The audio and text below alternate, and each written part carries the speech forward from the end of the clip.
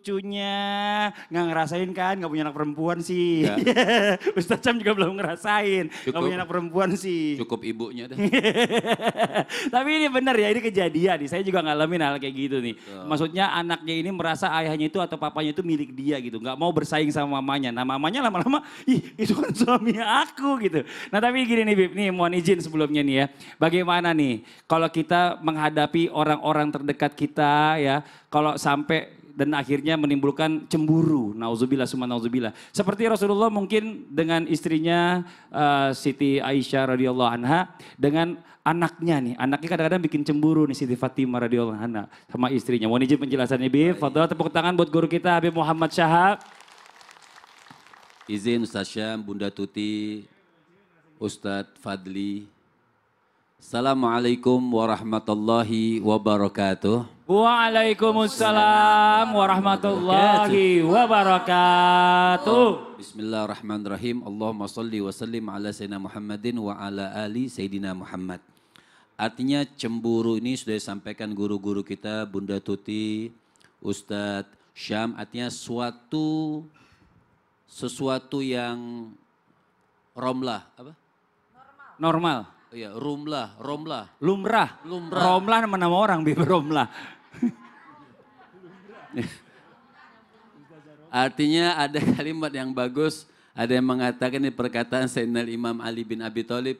Sampai Imam Ali bin Abi Thalib itu cemburu sama siwak. Siwak itu beliau cemburu, kenapa? Kalau bukan karena sunnah Nabi aku cemburu karena Sayyidatuna Fatimah Az-Zahra tidak pernah lupa selalu menempelkan siwak itu di bibirnya. Itu namanya manusiawi, tapi bukan berarti itu siwak diinjek-injek apa segala macam kan enggak. Makanya dikatakan cintalah kepada orang yang kau cintai sekedarnya saja. Kenapa? Ditakutkan akan menjadi orang yang kau musuhi. Musuhlah kepada orang yang kau musuhi sekedarnya saja. Kenapa? Karena suatu saat akan menjadi orang yang paling kau cintai. Tepuk tangan dong Bu, Masya Allah. Kalau menurut kisah daripada Nabi SAW, Assalamualaikum. pernah terjadi memang antara Sayyidatuna Fatimah Az-Zahra dan Sayyidatuna Aisyah. Sayyidatuna Aisyah itu karena Nabi selalu menyebut-nyebut Sayyidatuna Khadijah, istri daripada Rasulullah yang sudah meninggal. Maka Sayyidatuna Aisyah bilang kepada Sayyidatuna Fatimah, ada sedikit bertegangan, bukan bertegangan, agak sedikit perselisihan. Sampaikan kepada ayahmu wahai Fatimah, dia beruntung. Kenapa? Dia mendapatkan aku belum pernah menikah sama orang lain, tapi dia dapatkan Khadijah sudah pernah menikah sama orang lain. Sayyidatuna Fatimah waktu dengar itu agak sedikit agak sedikit kecewa lah. Sakit hati, seorang Fatimah tidak sakit hati, artinya agak sedikit kecewa lah. Tapi namanya seorang anak manja sama Rasulullah. Karena Rasulullah itu kalau ketemu Sayyidatuna Fatimah Az-Zahra selalu mencium kening beliau. Setiap ketemu. Datang kepada Rasulullah ngadu. Waktu ngadu sama Nabi, kau jawab saja. Tapi Nabi jawabnya santai bijaksana. Disampaikan sama Sayyidatuna Fatimah kepada Aisyah. Maka Sayyidah Aisyah nggak marah. Malah bersyukur. Kenapa? Itu jawaban yang bijaksana. Masya Allah. Tepuk tangan dong buat guru kita Habib Muhammad Syahab. Makasih banyak. Menghadapi orang cemburu harus bijaksana. Bijaksana, jangan bijak sini. Ntar disangkain berat sebelah ya. Makasih banyak jamaah. Yeay. Kita lanjut lagi nih. Sekarang waktunya kita memberikan kesempatan kepada jamaah yang ada di studio, mewakili jamaah yang ada di rumah untuk bertanya langsung sama guru-guru kita nih. Tapi sebelumnya kita masuk dulu ke segmen Tanya Dong Ustadz. Kami semua tanya dong Ustaz. Boleh tepuk tangan dulu kali buat semuanya di studio biar semangat. Ayo yang mau bertanya boleh silakan angkat tangannya. Wah, dari sini dulu ya punten Ibu ya. Nah, ini dulu nih coba kita dari pinggir-pinggir dulu nih. Iya, silakan Ibu. Ibu mau kemana? Mau maju boleh sini. Sini Bu, maju. Terus kiri kanan dikit, kiri kanan. Ya udah, pada depan Bu ya. Oke, perkenalkan diri dulu Bu. Assalamualaikum warahmatullahi wabarakatuh. Waalaikumsalam warahmatullahi wabarakatuh. Nama saya Aas dari Majelis Ta'lim Al-Ihsaniyah Gunung Putri. Wah, tepuk tangan dong buat Ibu Aas. Dari agak panjang saya pikir dari tadi ya. Enggak taunya. Ya Mau silakan Bu bertanya Aas. kepada Bunda Tuti. Bunda Tuti baik. boleh. Siap. Silakan Ibu Aas. Setiap orang rezekinya kan sudah ditentukan sama Allah. Betul. Tapi bagaimana kecemburuan kita terhadap rezekinya orang lain? Itu aja. Mohon. Iya. Wassalamualaikum warahmatullahi wabarakatuh. Waalaikumsalam warahmatullahi wabarakatuh. Terima kasih banyak Ibu Aas. Mau dibawa kabur mic saya. Iya. Jangan Bu Aas terbuat nanya lain. Silakan dijawab Bunda. Mohon izin Habib, mohon izin Ustadz Syah, mohon izin guru-guru di rumah semuanya. Bismillahirrahmanirrahim. Allahumma sholli ala Sayyidina Muhammad wa ala ali Sayyidina Muhammad. Hari ini kita belajar tentang cemburu. Biasanya cemburu itu kepada pasangan. Leres? Nah, ari ieu pertarosana nah make jadi kana harta batur. Ah, punten ini Artinya? diterjemahkan. Artinya apa tuh? Biasanya kita cemburu kepada pasangan kita. Oh. Tapi kenapa cemburu kepada kepemilikan harta orang lain? Ini ada cemburu atau iri. Hati-hati ya. Nah, kalau ada sifat tidak suka kepada orang lain itu memiliki kekayaan yang banyak, memiliki kesuksesan, jabatan yang tinggi, kebahagiaan yang luar biasa, berarti kita sudah membandingkan kehidupan orang lain dengan kehidupan kita. Ibu hati-hati ini jangan-jangan bukan cemburu tapi iri dan dengki. Nah ya jadi kita harus melihat kalau cemburu itu ada perasaan emosi yang khawatir pasangan kita itu diambil orang atau pasangan kita itu tidak mencintai kita lagi atau kurang perhatian lagi atau sedikit curiga. Nah, tapi kalau misalkan kita tidak suka atau kita tidak menyukai orang lain itu lebih maju daripada kita, berarti hati kita ada hati yang kotor.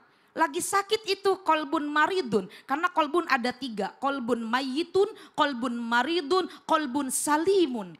Yang mana ini kriteria hati-hati kita harus sering menjaga diri, menjaga hati. Jagalah hati, jangan kau kotori. Kalau orang lain maju kita lihat. Orang itu maju, orang lain itu sukses itu melalui proses. Karena kerja keras, karena memang betul-betul ingin memiliki kekayaan, ingin memiliki kesuksesan.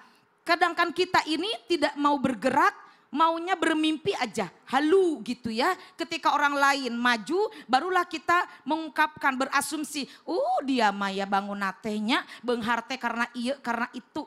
Si itu mah bengharte bangun nate jika nate gitu kieu, ari urang kieu-kieu keneh. Ibu mah paham?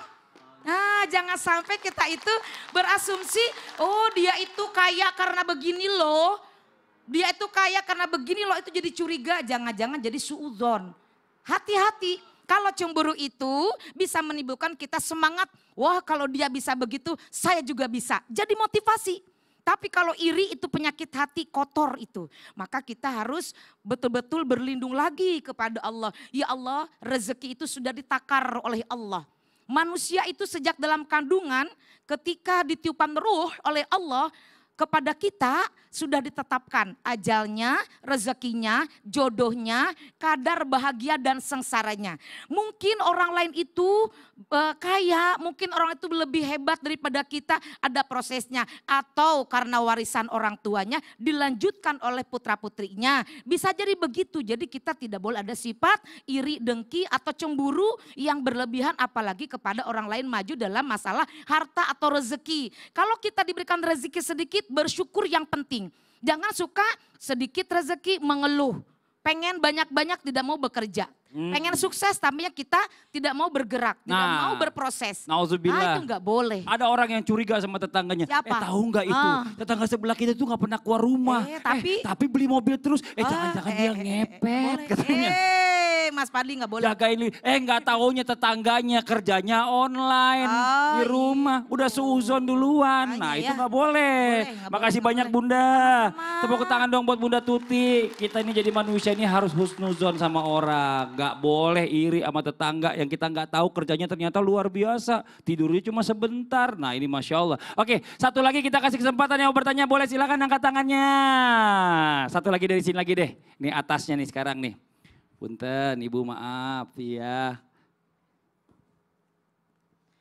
Assalamualaikum warahmatullahi wabarakatuh. Waalaikumsalam warahmatullahi wabarakatuh. Nama saya Mas Furoh dari Majelis Taklim Al-Ikhlas Gunung Putri Bogor.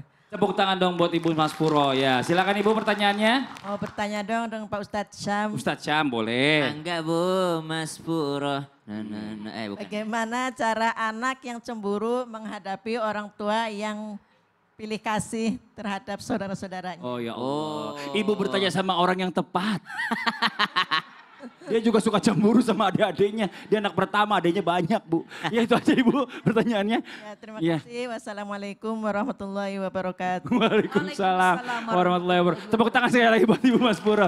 Silakan yang punya banyak pengalaman, mohon izin. Baik, tapi guruku Habib Muhammad, Bunda Tuti, Mas Fadli serta guru-guru kami melakukan Allah Subhanahu wa taala Al-Qur'an surah Yusuf ayat 7 sampai 8. A'udzu billahi minasy syaithanir rajim. Allah. لقد كان في يوسف وإخوته آيات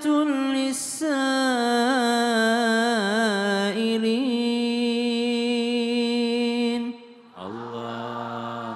إذ قالوا ليوسف وأخوه أحب إلى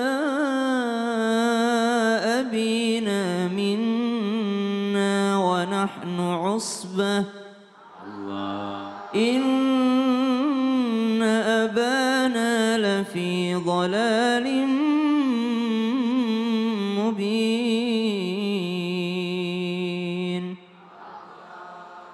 Kisah tentang kecemburuan seorang saudara terhadap saudara lainnya itu sudah tergambarkan dengan jelas dengan kisah yang dikirimkan Allah Subhanahu wa taala melalui kisah Nabi Yusuf alaihissalam yang dicemburui oleh saudara-saudaranya karena ternyata mereka merasa bahwa ayah mereka lebih sayang kepada Nabi Yusuf dan saudaranya.